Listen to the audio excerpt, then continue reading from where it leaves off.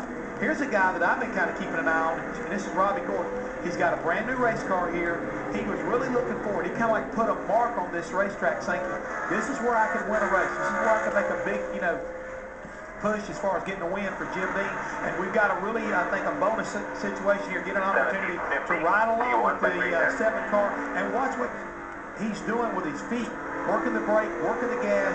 You see him right there getting ready to make a shift. It looked like he may get ready to touch the clutch. No, he didn't. That's the biggest thing, Jeff. That's the clutch pedal right there. He never touches it. You'll watch him watch. Now, he did put his foot over there for a second, but he's shifting by basically blipping the throttle. That's how he's upshifting and downshifting, and you can do that with these transmissions. If you're Robby Gordon, you can do that because he's smooth enough not to tear the transmission up. A lot of guys, you've got to be using that clutch to kind of protect that transmission. Even though these things are built not to have to use the clutch, sometimes it's a good idea too. And this is through the S's, turn 8, 9, and down to turn 10. You come off turn 7, and sometimes in first gear, all the way up to high gear right here, headed down in through turn 10.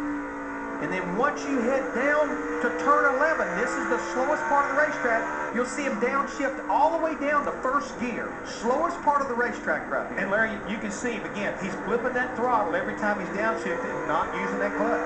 18 drivers have been on the track in this practice session. Robby Gordon has turned the fastest lap. And Steve, again, don't want to overemphasize it, but watch his right foot. It comes up and off the throttle, and you hear the engine.